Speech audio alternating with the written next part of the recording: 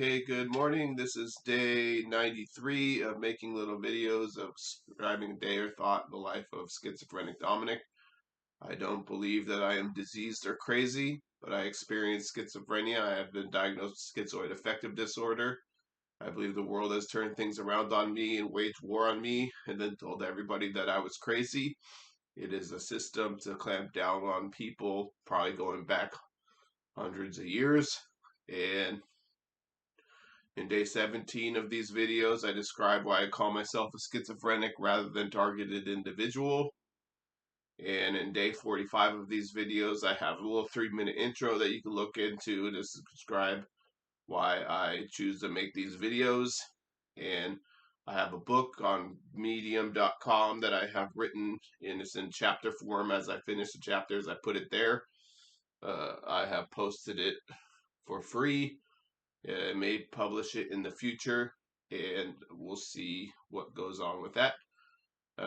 Yeah. Okay, so I think I'm about done here, and I'm gonna get into a couple of topics today. I write little topics to describe synchronicity and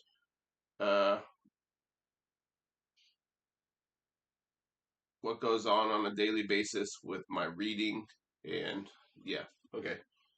So sometimes I get feedback and I explain the feedback and stuff like that. So it gives the idea about schizophrenia. In my book called We Are Electric by Sally Adi, it's all about how the body is electric, and it's about the neurocode, cracking of the neurocode, and you sending electricity into the body to control our biological processes and minds and stuff like that. And so it's a very interesting book. I picked it up at a DC bookstore, and she's talking about how bioelectricity can be sent into the body for the purposes of, in today's pages, she's discussing how bioelectricity can be sent into the body for the purposes of speeding up recovery processes, including, and so some of the first research on this is conducted through ancient ancient experiments, but now they are hundreds of years, 100 years old, about electricity in bodies and gametes, and for vertebrates in like salamanders and regrowth, and they send electricity signals to create regrowth in limbs and stuff. And I know that in UC Irvine there was a scientist that had a whole hypothesis that he said that he could have all kinds of research. He was very interested. I think it might have been two people, but they were interested in, I guess it's probably expanded now. This was years ago. Research into regrowing limbs, regeneration. And so that's a little something interesting about going on in this book. They're talking about how electricity can speed up recovery processes and healing wounds. And what that's kind of interesting on another level is like when you think about like there's an electrical charge that is sent out, a very large electrical charge comparatively to other times in the body, in which when you have a wound, your wound sends out an electrical charge in the initial wound. So like when you're bleeding or something like that. So it's kind of interesting to note that there's, supposedly I've heard before that there's like harvesting that goes on of human beings in wars and stuff, and that like the massive wounds that we have, it's all about harvesting our energy. And uh you know maybe we're seeing, and then you think about it, like when there's that electrical charge, you have to wonder how big is that electrical charge elsewhere in the universe, because like it's showing up here as an electrical charge on this level, but does it mask something bigger going else? Because like I remember reading about like supposedly like nuclear weapons, like when we set off nuclear weapons here in the United States or in Earth back in the 40s and 50s, that this was awakening aliens to our destruction, and because what we were doing in our universe was having ripple effects out in other universes and other places in the universe, and so I don't.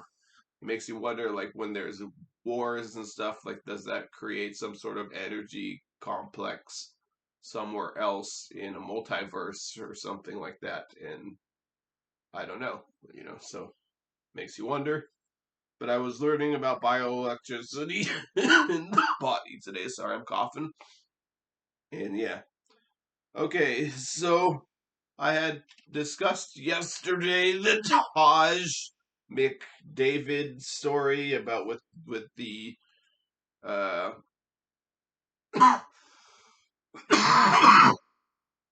with the journalist Jeff Pearlman, and how that was possibly a reference to me as David and making fun of me making these videos or all that stuff.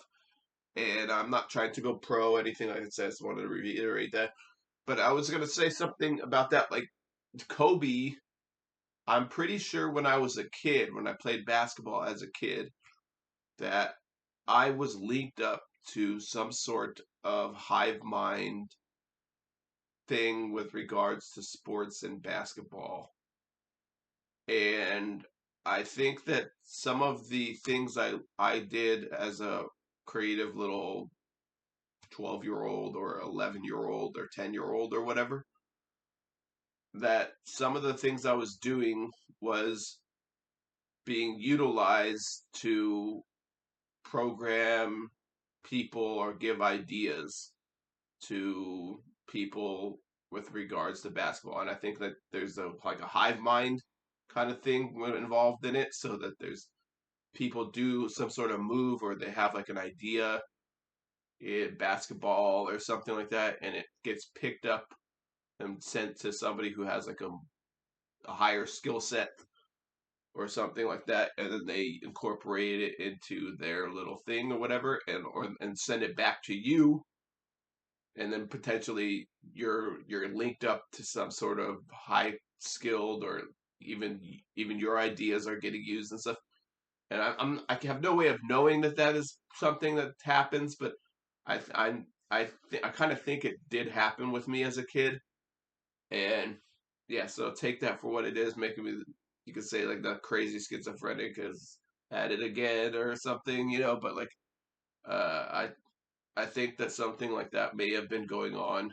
And just for instance, like I remember a few years ago, I would go down to the park and I'd play basketball, and literally what I was doing at the park, basketball players in the NBA were mimicking me in the sports. Now it was a kind of a joke. It was when they were doing it, it was just like a joke, like, oh yeah, we're gonna mimic this guy or something. And I think it was based on some sort of like political thing, because someone had tried to assassinate me or something. And it was like some sort of weird thing like that. But like it was a joke. I mean, they were terrible moves. So I stopped playing basketball because of that, because I didn't want to see my terrible moves in the NBA, because these guys should be working on their own moves because they're much better. And so I'm not. Anyways, I had barely.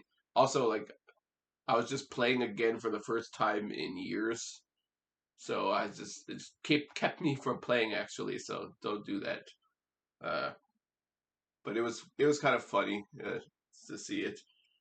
Anyways, all right. So I just said that. I just wanted to point that out.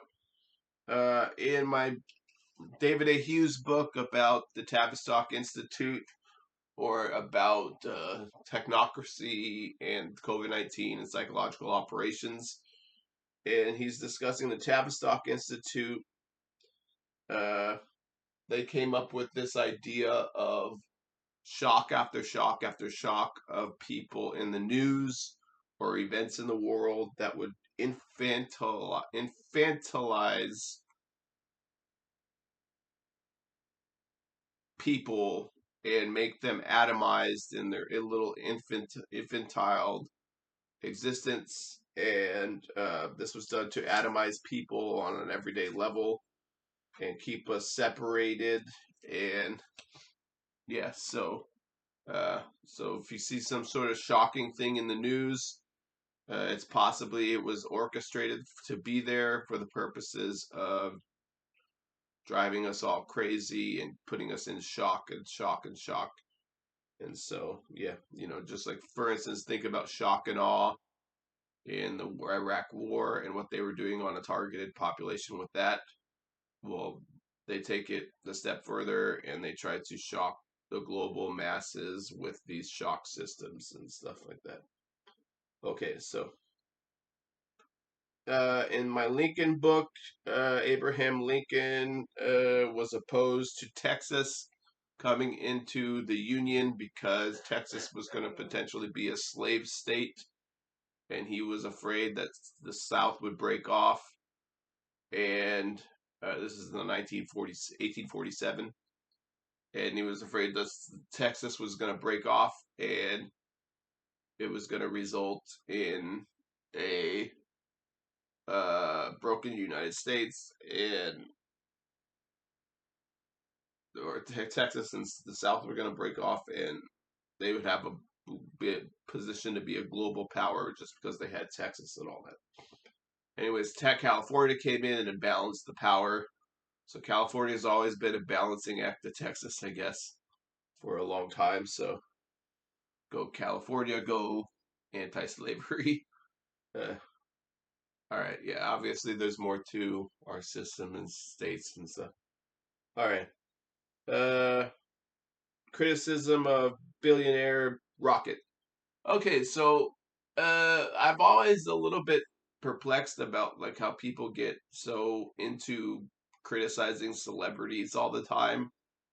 And that's like they take out all their frustrations for the global political and economic system on celebrities. And uh, to me, sometimes it's a little bit misplaced. For instance, like the rocket situation. Billionaires create all of our weird random shit that happens in our society. So because of some celebrity bought a spot on a rocket to change their perspective through geophysical location, and they got some sort of trip out of it, and they came back and they wanted to talk about it. To me, it's like the least problematic thing going on in our system is that someone changed their geophysical location and they had a experience about it and they wanted to share it. And they didn't harm anybody in this situation. Nobody was harmed in this situation. Some billionaires, yeah, it was, you could criticize billionaires all you want, but you could criticize billionaires on a daily basis. Uh, you could criticize a billionaire airliner that sends people to Paris. They changed their geophysical location and they put a bunch of people on a plane and did it. These people put 6 people on a rocket, and so I mean, uh, at what point are we going to just not want to do anything except sit in our house and wallow at Trump and make voodoo dolls of Trump all day long? And uh, you know, I'm not saying like you shouldn't criticize what Trump is doing, like what he's doing with due process and everything. It's very scary what's going on. But I just find it a little bit uh disconcerting to say like somebody did something that didn't harm anybody and then everybody's gonna criticize them just because they're a celebrity. And so it's just, to me it's like taking ownership of people, and it's like cracking the whip on people like you have ownership of them because they did something that you didn't want them to do. And I just find it a little bit weird that as a group think that everybody gets on board and everybody says the same thing about it, and it's a little weird that everybody, like, when everyone's doing a group action, I find it weird. So yeah. Okay, so I just said wanted to say that, and I gotta stop here because it's been a little 15 minutes, and so all right, that's my thought process today as a schizophrenic. Goodbye.